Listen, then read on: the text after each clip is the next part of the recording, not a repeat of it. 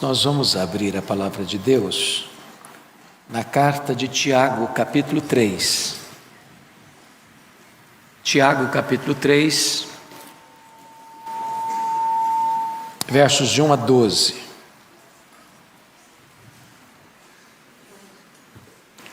Está escrito o seguinte: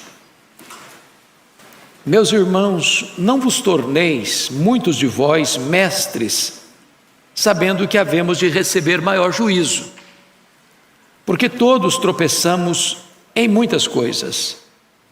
Se alguém não tropeça no falar, é perfeito varão, capaz de refrear também todo o corpo. Ora, se pomos freios na boca dos cavalos para nos obedecerem, também lhes dirigimos o corpo inteiro. Observai igualmente os navios que, sendo tão grandes e batidos de rijos ventos, por um pequeníssimo leme, são dirigidos para onde queira o impulso do timoneiro. Assim também a língua, pequeno órgão, se gaba de grandes coisas. Vede como uma fagulha põe em brasas tão grande selva. Ora, a língua é fogo, é mundo de iniquidade. A língua está situada entre os membros do nosso corpo e contamina o corpo inteiro. E não só põe em chamas toda a carreira da existência humana, como também é posta ela mesma em chamas pelo inferno. Pois toda espécie de feras, de aves, de répteis e de seres marinhos se doma e tem sido domada pelo gênero humano. A língua, porém, nenhum dos homens é capaz de domar. É mal incontido, carregado de veneno mortífero. Com ela, bendizemos ao Senhor e Pai. Também com ela, amaldiçoamos os homens, feitos à semelhança de Deus. De uma só boca procede bênção e maldição. Meus irmãos, não é conveniente que estas coisas sejam assim. Acaso pode a fonte jorrar do mesmo lugar o que é doce e o que é amargoso? Acaso, meus irmãos, pode a figueira produzir azeitonas ou a videira figos? Tampouco fonte de água salgada pode dar água doce. Eu quero conversar com vocês sobre o tema cuidado com a sua língua. Bom, esse tema tem a ver com todos nós. Ou quem se aventura a levantar a mão e dizer, não, esse não é um problema meu. Se você levantar a mão e dizer que você não tem problema com a língua, vou lhe dizer que você é um perfeito varão.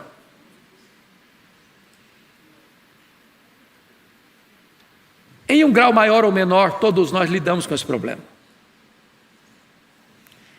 E você e eu temos visto pessoas sendo curadas mesmo, por uma palavra boa, oportuna, que vem como bálsamo, como medicina para a alma.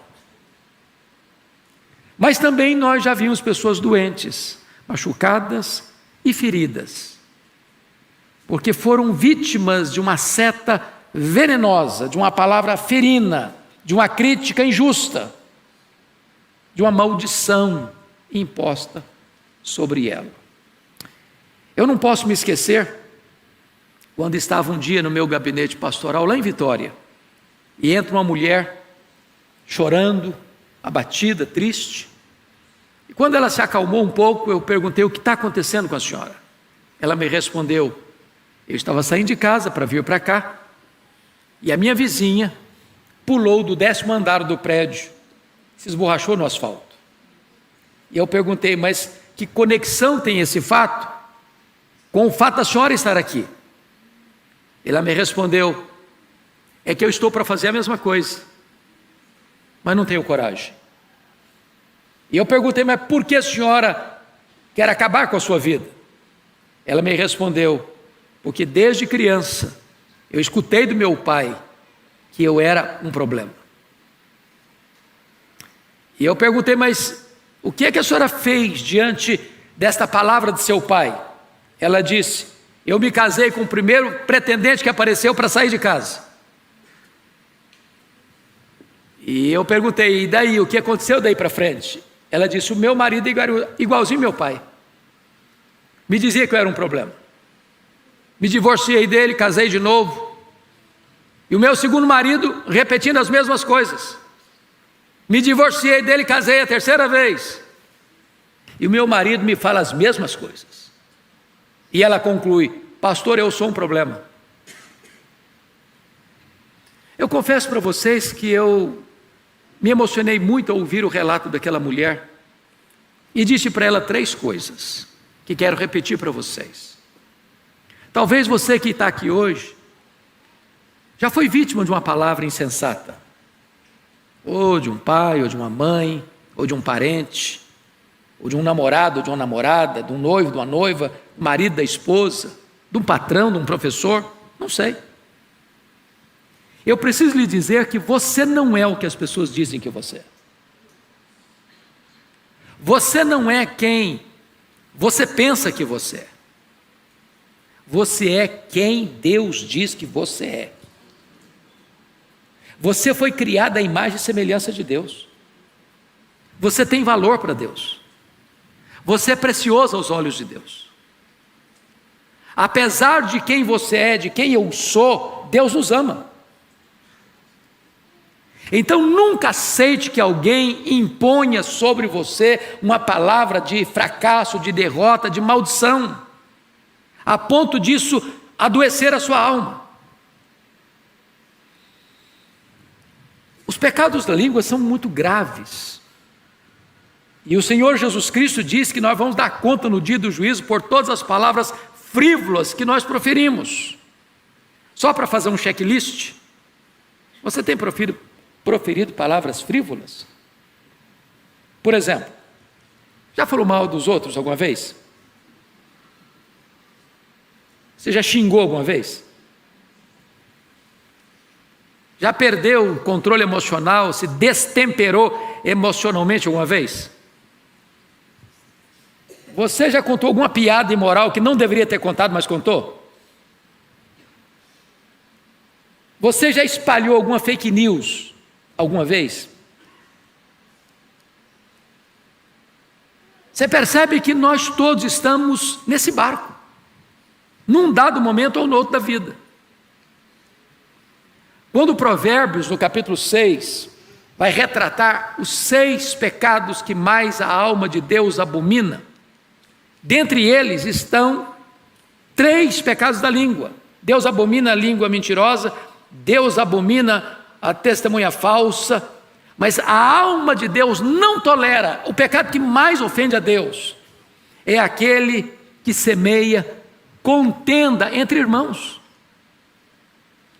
O leve trás, o correio dos corredores, a pessoa que atiça, que joga uma pessoa contra a outra. E se você perceber, a carta de Tiago, que é uma carta prática, já trata desse assunto antes do capítulo 3. Confira comigo aí, no capítulo 1, no versículo 19, ele alerta: todo homem, pois, seja pronto para ouvir e tardio para falar. Tardio para falar. Se você falar com raiva, irado, no afogadilho da crise, você corre o risco de falar o que você não quer falar, com um tom de voz que você não deveria usar, acaba machucando a pessoa que você mais ama e perde a razão. Mas confira aí o capítulo 1, versículo 26. Diz assim: se alguém supõe ser religioso, deixando de refrear a língua, antes enganando o próprio coração, a sua religião é vã. Então note você que Tiago é uma carta prática. É claro que existem outros problemas que podem tornar a religião de alguém vã,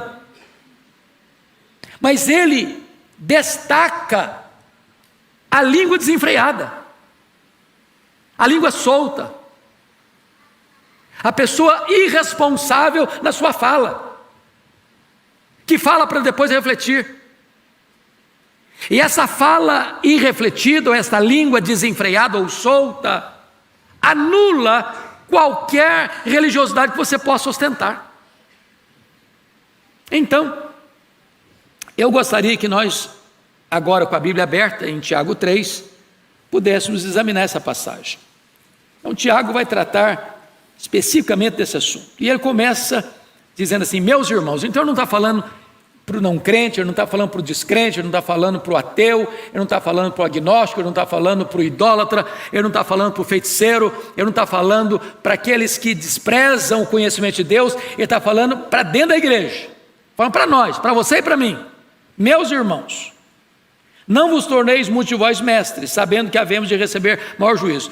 Quanto mais conhecimento, quanto mais privilégio, maior a responsabilidade. E ele vai para o verso 2 e diz: porque todos tropeçamos em muitas coisas. Então, não tente ser uma pessoa santarrona, bater no peito e dizer: eu sou virtuoso, eu sou um crente modelo, eu sou um homem, uma mulher cheio do Espírito Santo, e começar a bater palma para você mesmo. E Tiago já começa admitindo que nós todos, alguns não todos, tropeçamos em muitas coisas. Só não enxerga os seus pecados quem está longe de Deus. Se você andar na luz, até as manchas menores são notórias. Tropeçamos todos em muitas coisas. E aí ele destaca: se alguém não tropeça no falar, é perfeito varão, capaz de refrear também todo o corpo. Mas quem não tropeça no falar? Fazendo um inventário da nossa vida, pense comigo, 2022. Você já tropeçou no falar em 2022? Então nenhum de nós aqui nessa congregação está fora do alcance dessa exortação de Tiago.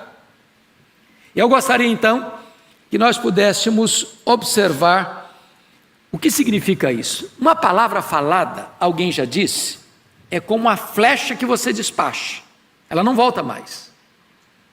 Alguém disse assim: mas não era a minha intenção. Bom, a pessoa que foi alvo ou vítima da sua palavra não consegue ler seu coração, ela não consegue ler sua intenção, ela só escuta a sua voz. Se machucou, vai machucar mesmo. Se feriu, vai ferir mesmo. Só Deus conhece a intenção. Então é uma seta que você joga, não recolhe mais. Ou alguns comentários, eles são tão nocivos, eles são tão devastadores, que é como você subir no alto de uma montanha, solta um saco de penas, não dá para recolhê-las todas mais. Mormente, meus irmãos, na época que nós vivemos hoje das mídias sociais. Então, um conselho prático: não entre em discussões em mídias sociais. Não entre em disputas de palavras em mídias sociais. Isso é jogar um saco de penas do alto do Monte Everest. Não dá para recolher tudo mais. Você não administra isso mais. Se alguém criticar você nas mídias sociais, não tente se defender lá. Não faça isso. Porque isso vai ter uma proporção inimaginável para machucar muita gente. Então, vamos dar uma olhadinha aqui nas figuras que Tiago levanta para nós entendermos esse assunto. Em primeiro lugar, ele diz que a língua tem o poder de dirigir, e ele usa dois exemplos. Veja você comigo no verso 3 e no verso 4. O primeiro exemplo, no verso 3, ele usa a figura do freio do cavalo. Bom, eu fui criado no interior, na região rural, no lombo de cavalo. Então a primeira coisa que você faz, um cavalo forte, que tem uma força descomunal, que pode usar essa força para o mal, se você montar num cavalo que não foi ainda adestrado, é um risco à sua vida. É preciso que tenha um amansador, adestrador profissional para domar, amansar, domesticar aquele animal. E qual é o instrumento que é usado? É o freio na boca. O freio na boca, se você controla a boca do cavalo, você controla todo o cavalo.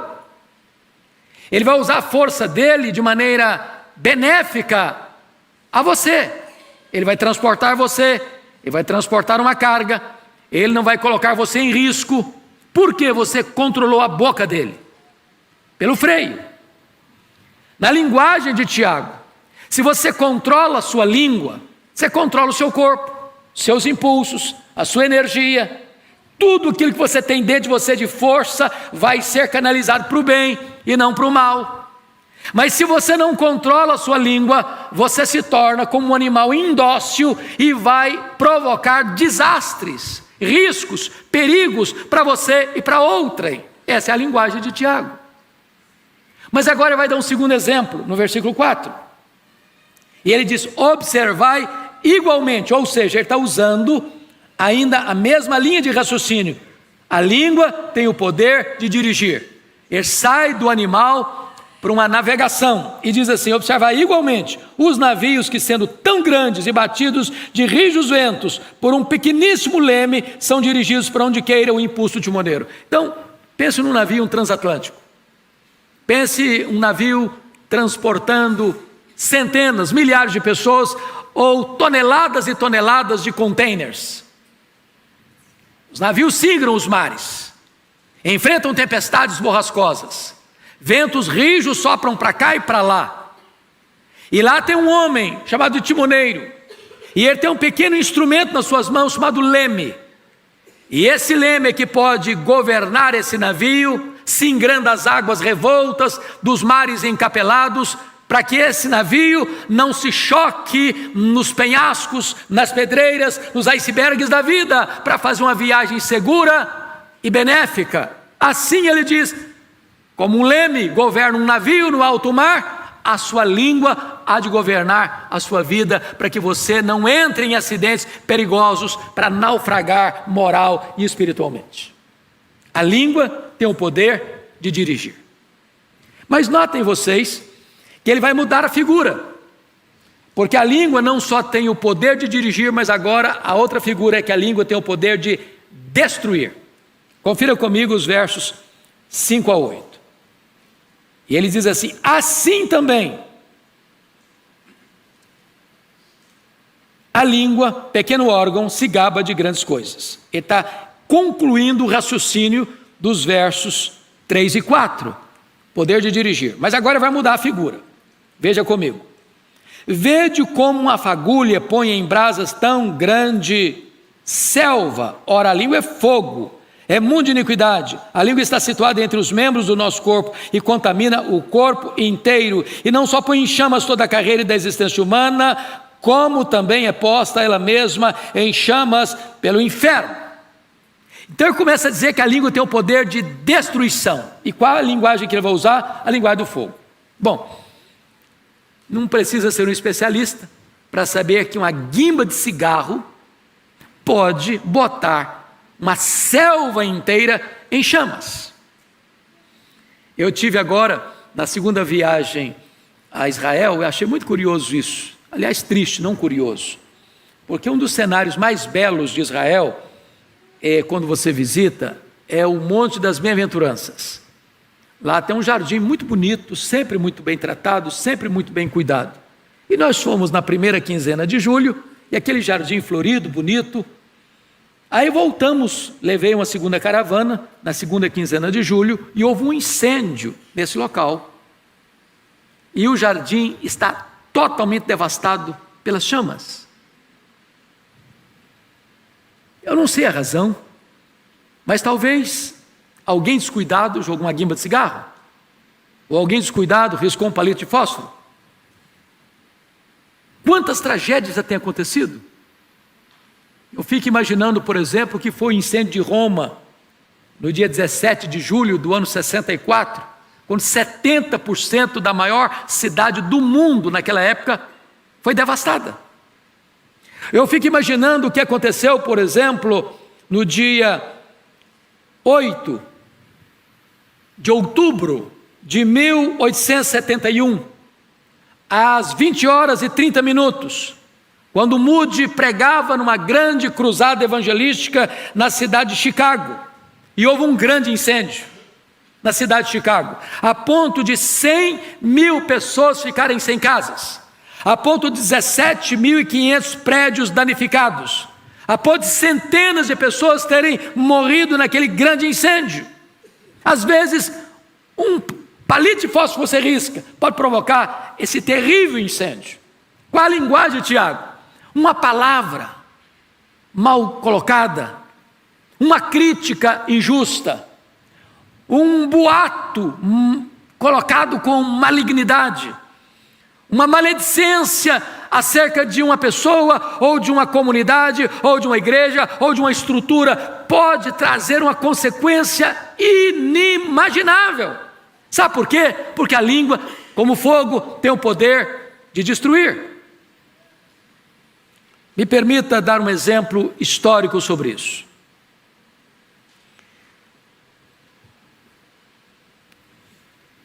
Há alguns anos, e isso foi antes do ano 1900,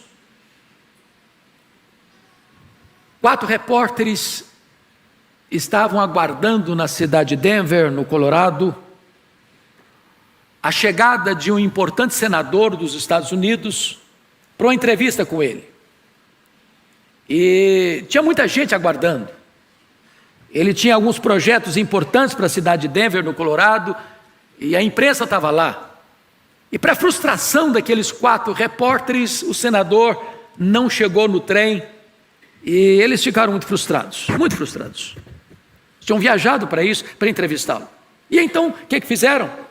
Eles foram para o Oxford Hotel de Denver e se embriagaram naquela noite. E ao final daquela noite, eles resolveram escrever um artigo fantasioso, imaginário.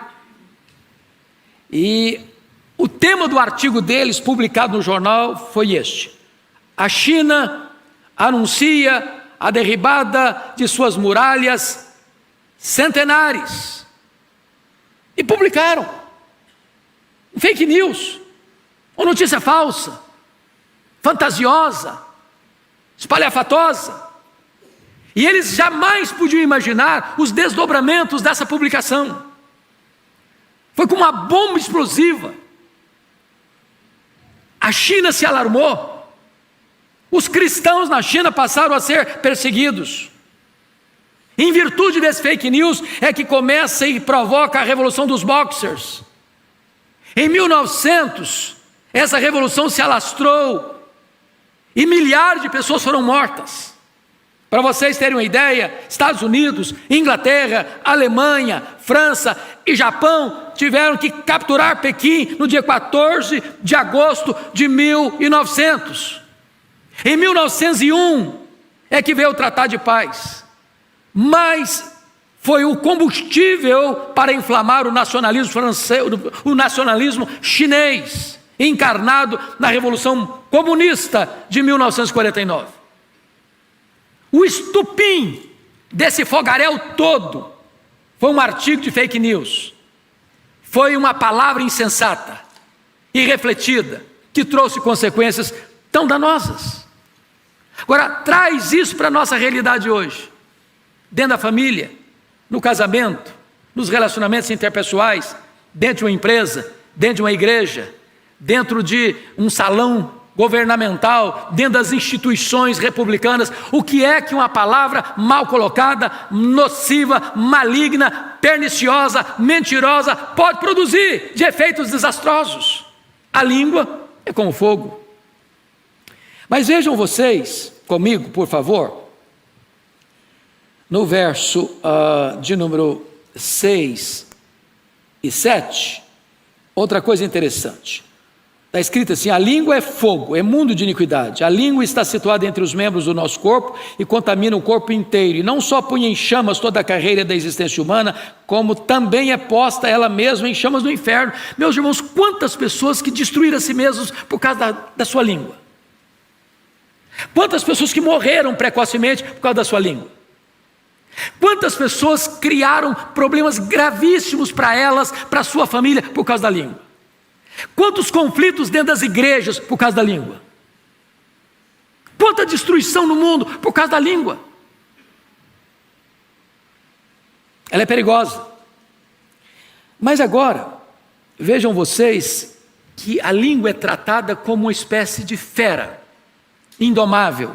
Aliás, acho que a fera mais perigosa do mundo é aquela que se esconde atrás da toca dos dentes. A língua. E eu quero chamar a sua atenção para o verso 7. Quando Tiago diz assim: pois toda espécie de feras, de aves, de répteis, de seres marinhos se doma e tem sido domado pelo gênero humano. O homem doma leão, doma tigre, doma elefante, doma rinoceronte, doma até cobra. O homem doma as aves, os botos, os animais, os peixes. Ou seja, tudo que Deus criou está debaixo do controle do governo do homem. Ele doma, ele tem o controle de dominar, de adestrar, de ensinar. Mas diz Tiago que um animal que é como fogo, o homem não consegue domar. Versículo 8: a língua, porém, nenhum dos homens é capaz de domar, é mal incontido, carregado de veneno mortífero. E agora ele vai usar a segunda figura. Primeiro é o fogo que destrói, agora é o veneno que mata. É um veneno letal. Vocês sabem que o veneno da língua é pior que o veneno da serpente, porque o veneno da serpente, quem botou na serpente foi Deus, mas o veneno da língua quem botou é o demônio. É um veneno incontido, é mortífero, é letal. Palavras matam. É por isso que a Bíblia diz lá em Provérbios 18, 21, que a morte e a vida estão no poder da língua. Quem bem a utiliza, come do seu fruto. Desta forma, irmãos, o que Tiago está dizendo para nós é que nós sempre deveríamos filtrar algo antes de falar. Está lá na carta de Paulo aos Efésios, capítulo 4, verso 29, assim: não saia da vossa boca nenhuma palavra torpe, e sim unicamente que for boa para edificação, conforme a necessidade, e assim transmita graça aos que ouvem. Vamos entender uma coisa aqui? Tem gente que quer ser mais real do que o rei, e diz: mas o que eu estou falando é verdade. O que o texto está dizendo é que a sua palavra deve ser unicamente a que for boa para a edificação, conforme a necessidade. Tem hora que você precisa ficar calado, tem que ser verdade. É inoportuno. O silêncio é de ouro. Então pergunta assim: é verdade? É oportuno? É necessário? Vai edificar? Porque se não passar por esse filtro, por essa peneira, ainda que você ache que você tenha razão, você vai trazer mais mal do que bem. Tem hora certa de falar, há tempo de falar e há tempo de ficar calado, diz Eclesiastes capítulo 3. Mas notem comigo, voltando para Tiago 3, que vai trazer uma outra exortação sobre a questão da língua. É que a língua é também incoerente. Ela tem o poder de dirigir, como o freio e o leme. Ela tem o poder de destruir, como o fogo e o veneno. Mas agora Tiago vai dizer que a língua é inconsistente. Olha o argumento dele dos versos, a partir do verso 9. Com ela bendizemos ao Senhor e Pai, também com ela amaldiçoamos os homens, feitos à semelhança de Deus. De uma só boca procede bênção e maldição. Meus irmãos, não é conveniente que essas coisas sejam assim. Acaso pode a fonte jorrar do mesmo lugar o que é doce e o que é amargoso? Ou seja, você está num culto, como nós estamos aqui, e o que nós fizemos agora há pouco? Nós cantamos louvores a Deus, nós exaltamos a Deus, nós enaltecemos a Deus, nós fizemos elogios a Deus. Daqui a pouquinho, você sai do templo, você passa pelos corredores, você entra lá no pátio externo, você pega um carro, um Uber ou um táxi, ou um ônibus, ou um trem, ou um metrô para sua casa, e de repente você começa a falar mal de alguém, sem perceber. Comentário desairoso, desnecessário. Você acabou de louvar a Deus aqui, e agora você está falando mal de alguém que foi criado à semelhança de Deus. Da mesma fonte está saindo água doce, está saindo água salgada. Somos um ser contraditório, paradoxal, parece que há uma esquizofrenia enfiada dentro da gente. Do mesmo jeito que você adora a Deus, no outro instante você está falando mal daquilo que você acabou de elogiar. Porque quando você fala mal do próximo, você está falando mal de Deus, que o criou, a sua imagem e a sua semelhança. Mas, amados, me permita a terceira figura que Tiago vai usar para nos ilustrar o poder da língua e a necessidade de termos cuidado com a nossa língua. Primeiro, a língua tem o poder de dirigir. Ela é como o freio de um cavalo, como o leme de um navio. Segundo, a língua tem o poder de destruir. Ela é como um fogo e ela é como veneno. Terceiro agora, a terceira figura que ele vai usar é que a língua tem o poder de deleitar e alimentar. Confira comigo, por favor, o que ele vai dizer no versículo 12. Acaso, meus irmãos, pode a figueira produzir azeitonas ou a videira figos? Tampouco fonte de água salgada pode dar água doce. O que ele está querendo dizer com isso? Se você parar para perceber, há duas árvores citadas aqui. A figueira produz o quê? Figos. E ele vai dizer que a videira produz o quê? Uvas. Tanto o figo quanto a uva são frutos deliciosos, que trazem prazer, trazem deleite, trazem sustento. Por isso que você vai e compra figo e uva até hoje. Mas ele está dizendo o seguinte: você porventura já viu em algum lugar, uma figueira produzir azeitona? Não é da natureza da figueira produzir azeitona. A oliveira produz azeitona, mas a figueira produz figo. Porventura você já viu uma videira, uma parreira de uvas produzir figos? É impossível, porque não é da natureza dela fazer isso. E aí ele começa a perguntar: mas como você que é um crente, lavado no sangue do Cordeiro, habitado pelo Espírito Santo, que foi regenerado, transformado, pode, sendo você uma fonte de água límpida e doce, onde as pessoas podem beber e se satisfazerem e se deleitarem, jorrar água salgada? Tampouco fonte de água salgada pode dar água doce. Como é que uma pessoa que não foi regenerada pode produzir vida através de seus lábios? Então a nossa língua precisa ser uma fonte de água doce, e a nossa vida precisa ser uma árvore frutífera que alimenta e deleita, e não uma fonte de água salgada ou uma árvore que não dá o fruto de acordo com a sua natureza. Dito isto, amados, eu gostaria de parar um pouquinho para a nossa reflexão e aplicação. Eu de maneira nenhuma estou querendo botar carapuça em qualquer irmão aqui, ou constranger você com esta mensagem, porque disse, e à luz do texto, porque todos nós tropeçamos em muitas coisas. Todos nós. Nenhum de nós aqui pode dizer: não, eu sou melhor que você. Todos nós estamos no mesmo barco. Agora, nós podemos dar uma melhorada, podemos não? Nós podemos tomar nesta noite algumas decisões. Precisamos ter mais cautela, mais cuidado. Precisamos botar freio e pegar o leme na mão.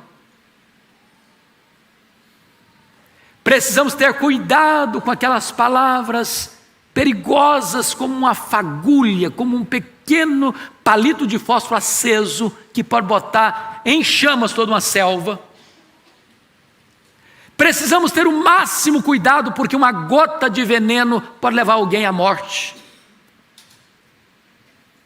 Precisamos ter cuidado, porque a língua, embora sejamos tão hábeis para domar as feras, os peixes e as aves, nós não conseguimos domá-la, a não ser que o Espírito de Deus nos controle, nos dê domínio próprio. Nós seremos destemperados nas nossas palavras. E aqui eu queria evocar o varão perfeito. O varão perfeito que, à luz de Tiago 3:2, é impossível para nós, porque todos tropeçamos em muitas coisas. Se alguém não tropeça no falar, é perfeito varão. Então, nenhum de nós aqui é um perfeito varão, nem uma perfeita varoa. Mas existe um perfeito varão. E quem é ele? É Jesus Cristo, nosso Senhor. Nunca houve dolo em sua boca. Nunca houve mentira em seus lábios. Nunca houve engano em seus conceitos. Nunca houve injustiça nas suas palavras. E para mim a marca de um crente maduro não é quanto ele conhece, é quão parecido ele é com Jesus. E quando você lê a história de Jesus, a biografia de Jesus, você lê os evangelhos, uma coisa você percebe: sempre que alguém chegou perto de Jesus machucado, ferido, quebrantado, saiu de lá restaurado, curado, levantado para a vida. Então, se nós queremos ser imitadores de Cristo, se nós queremos ser chamados de cristãos, nós precisamos imitar a Jesus. E aí a questão é: como é que a pessoa chega até nós? Como é que ela sai depois que conversa conosco? Mais animada com a vida? Mais disposta a se levantar, a se erguer? Ou uma pessoa que depois que conversa com a gente, ela sai desanimadíssima com a vida? Quem é você? As pessoas saem melhores ou piores depois que batem um papo com você? Quem é você? Quando você chega num ambiente, um ambiente melhora ou piora? Que Deus nos ajude a olhar para o perfeito varão e imitá-lo, porque só Ele pode nos dar a graça de usarmos a nossa língua para ser medicina da alma e não veneno da morte. Que o Senhor nos abençoe. Tenha misericórdia de nós. Vamos curvar nossa fronte, vamos orar. E você vai refletir sobre isso. Alguém já disse com toda razão, o autor do livro O Monge Executivo, diz que você não é o que você fala, você não é o que você promete, você não é o que você sente, você é o que você faz. Então, quem sabe agora você possa pedir a Deus: me ajude, Senhor, a melhorar essa semana, na minha casa. Usar um tom de voz mais manso, que às vezes não é o que você fala, é como você fala. Às vezes você tem até razão no que está falando, mas o seu tom de voz estragou tudo. Peça a Deus mansidão, peça a Deus domínio próprio, peça a Deus autocontrole, peça a Deus oportunidade de você usar a sua língua para abençoar alguém, para encorajar alguém. Nesse tempo de tantas tensões relacionais, ajude alguém. Dê uma palavra boa para alguém, encoraje alguém, seja um bálsamo para alguém. Meu Deus, nós estamos todos aqui, carentes da Tua graça, necessitados da Tua ajuda. E eu te peço em nome de Jesus que Tu nos ajudes, meu Senhor. Nós não temos forças em nós mesmos. Se deixados à nossa própria vontade, sob os efeitos do nosso próprio eu, a nossa língua vai ser fogo e veneno, e não medicina para a alma. Tem misericórdia de nós. Livra-nos dos pecados da língua. Livra-nos de tropeçarmos na nossa própria palavra. Que a nossa palavra seja a palavra de vida. Que o nosso coração transborde palavras de vida eterna. Que nós olhemos agora para aquele que é o modelo maior, é o varão perfeito, que é Jesus Cristo. E o imitamos nesta área tão vital da nossa vida, do nosso testemunho cristão. Abençoa o teu povo, Senhor. Ajuda o teu povo nos seus relacionamentos dentro de casa, no seu trabalho, no seu convívio com a família, com a parentela, com os vizinhos, com os colegas de trabalho, com os colegas de escola. Meu Deus, em nome de Jesus, ajuda-nos a conviver dentro da tua igreja de maneira harmoniosa. E que desta maneira a nossa fala, a nossa comunicação, a nossa linguagem seja santa, seja abençoadora, seja espiritual, enleve a alma das pessoas. Muito obrigado, Senhor, porque Tu nos exortas nesta noite. E nós Te adoramos por isso. Em nome de Jesus. Amém.